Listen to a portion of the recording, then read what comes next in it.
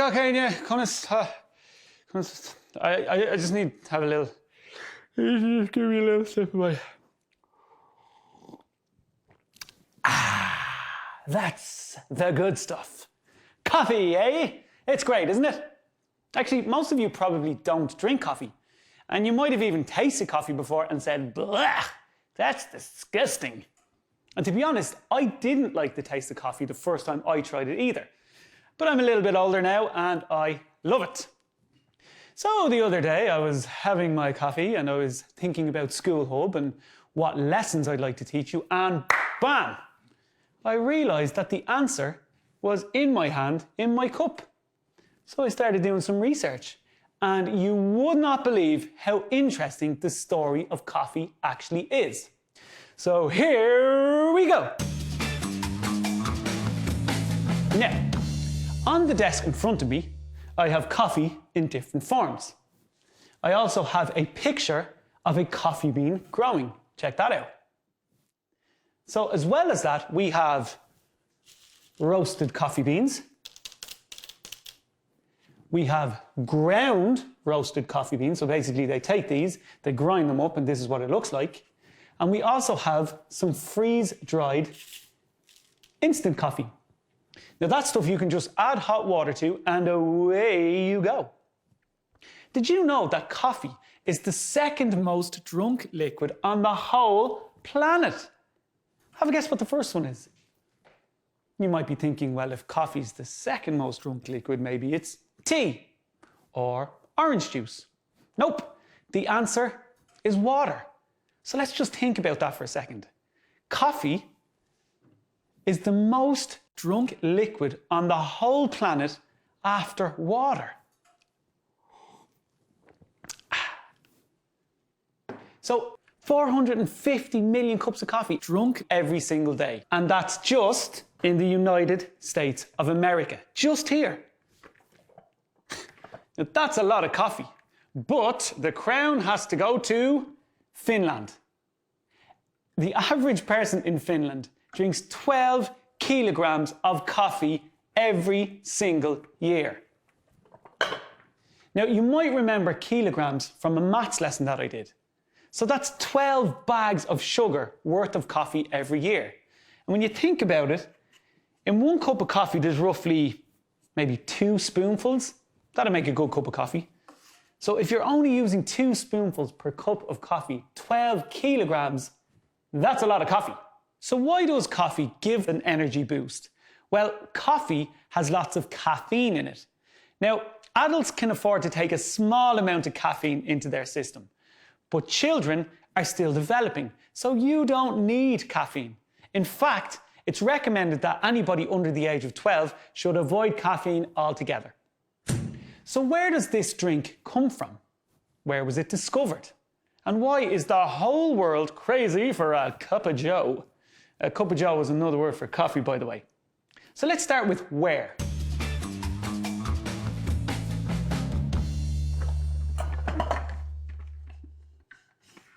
So there are a few theories as to where the story of coffee starts. But most of these theories start in Ethiopia, in Africa, which is right here, and Yemen in the Middle East, which is just over here. So we can be pretty sure that coffee originated from this area on Earth. Now, as well as that, we don't know exactly when coffee came on the scene either, but we do know that it's been around for hundreds and hundreds of years. So I'm going to tell you 2 of the stories around the theory of coffee, and you can tell me which one you think is most believable. The first one starts in Ethiopia, in Africa. A shepherd named Kaldi was minding his goats, but after a while, he noticed something very strange. His goats got very excited after eating a particular red berry. They were jumping and prancing and dancing. In short, they were some very giddy goats. So Kaldi took some of these berries himself, and he noticed that he too felt very energized after eating them. So Kaldi got very excited, and he brought these berries to a nearby monastery to share with the monks that lived there. Now the head monk was a bit nervous of these berries, which made Caldi act so energetic. So he actually took them and threw them into the fire. Now the smell that came from the burning berries was a beautiful coffee smell. Have you ever smelled coffee in the morning? A lot of people don't like coffee, but they still love the smell. And you might see in films when someone is very, very sleepy, someone might say to them, "Hello in there, wake up and smell the coffee," because it makes you alert. So after the fire had burned out, the monks changed their mind because the smell had been so good. So they picked up the burnt coffee beans and they put them in hot water. And lo, boys and girls, the first cup of coffee was invented.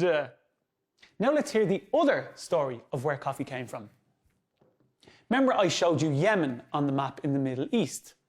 As the story goes, a man named Sheikh Omar was a famous healer then. Now we're not sure why, but Omar was actually banished from the village and he went to live in the desert in a cave. And one day he was so hungry that he ate some berries from a nearby bush. Now they were a little bit bitter, so he didn't really like them at the start. But he was starving, so he decided to roast them over a fire and put them in water to make sure he was getting some sort of nutrients. So in doing that, he created the first cup of coffee and was invited back to the village to share with them this drink that gave them energy. It's a little bit of a similar story.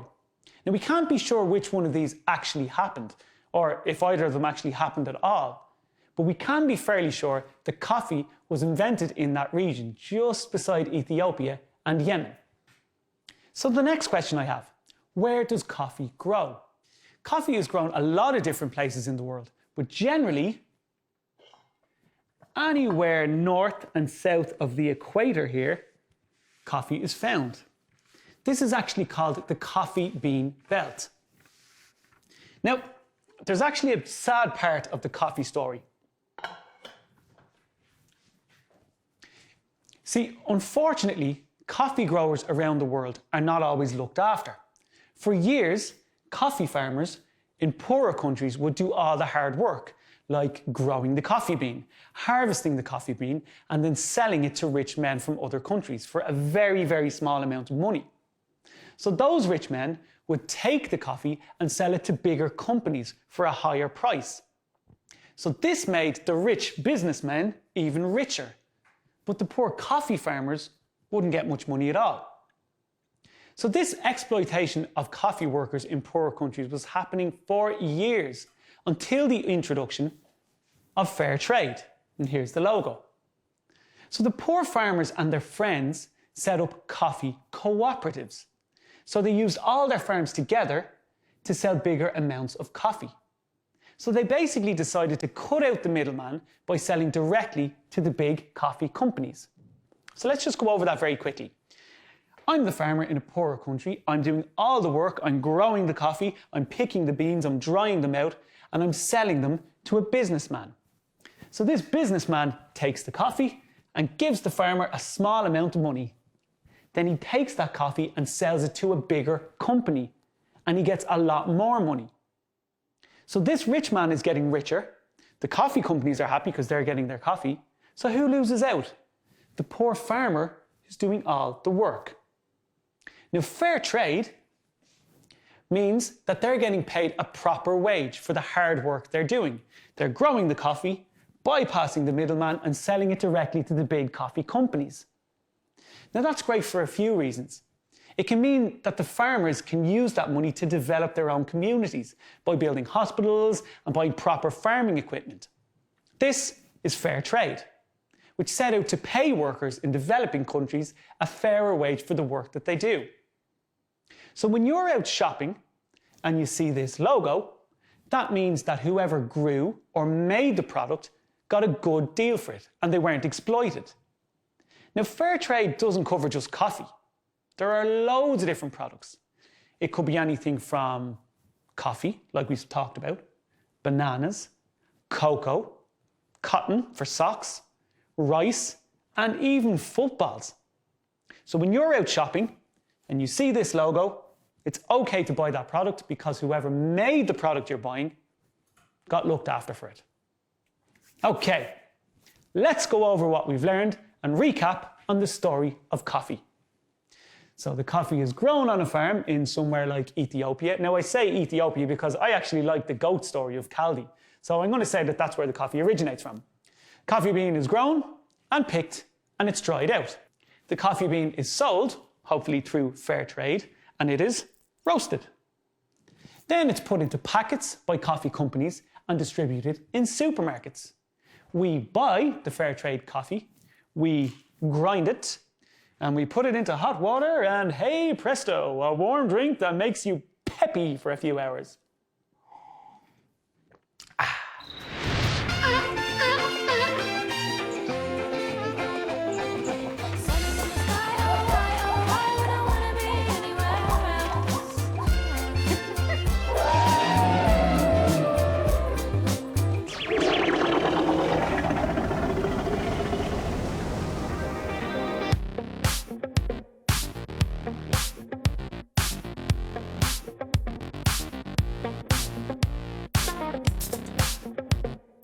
Hi everybody, welcome to Dublin Zoo. My name is John from the Discovery and Learning team, and I'm here to teach you about lemurs.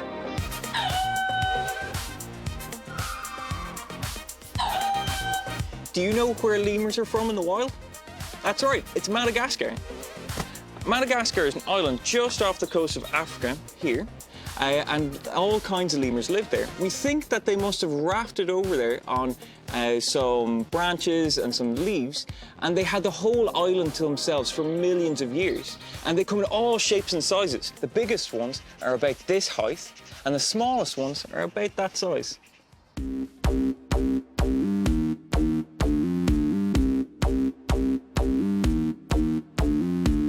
In Dublin Zoo, we have two kinds of lemurs. The first one we're going to visit is the ringtail lemur. Now, you've probably heard of ringtail lemurs before. They're the most famous. You might have seen one in the movie Madagascar. King Julian was a ringtail lemur. I like them moving. I like them moving. I like them moving. We like to move. I like them moving. She like them moving. We like them moving. We like the Ringtail lemurs, they live in groups called troops, and they're led by a female.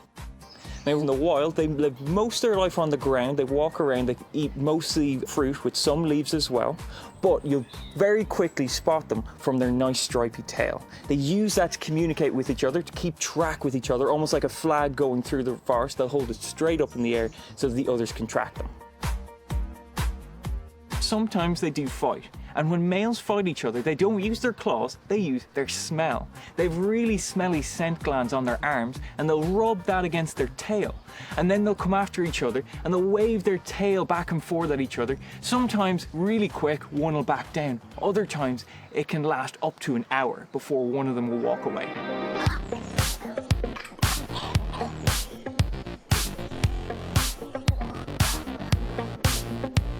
Welcome to the red ruff lemur habitat. Now, the red ruff lemurs, they're very similar to the ringtail lemurs we saw earlier, but the red ruffs, they have kind of different colors, and that's where they get their name from. They're red with that kind of lovely ruff around their head.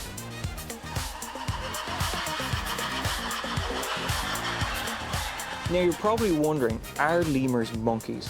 Well, they're definitely primates because they have opposable thumbs like us, so that helps them to grab onto branches and trees. But they're not monkeys and they're not apes. Well, they're in a group called the prosimians, and that means before monkey. So their ancestors, they came about a lot earlier than the monkeys and the apes. The ringtail lemurs, they spend most of their time on the ground. The red ruff lemurs, they will spend their time up in the trees, and they'll eat fruit and leaves there, but as well, they eat nectar from flowers. And they do that by sticking their face right into the flower, and they'll get the nectar, and then they'll cover their face in pollen. And then the next flower they go to, that pollen will get transferred over to the next flower. And that means that they work as pollinators, just like the bees do here in Ireland.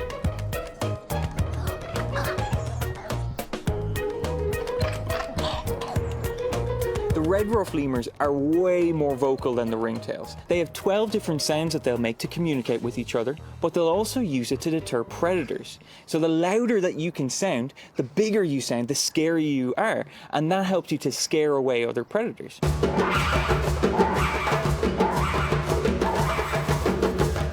And sometimes we'll even see them barking here in Dublin Zoo at some of the birds around, and you've probably heard them yourselves if you've been here to Dublin Zoo.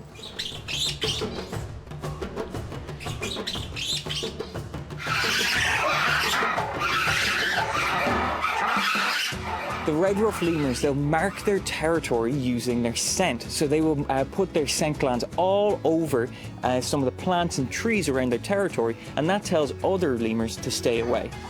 But my favourite thing about red ruff lemurs is their teeth.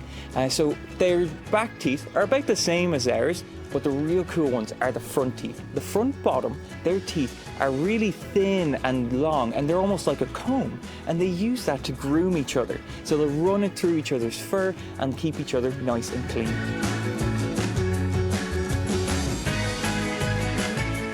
Sadly, many lemur species are endangered, so they're very close to becoming extinct.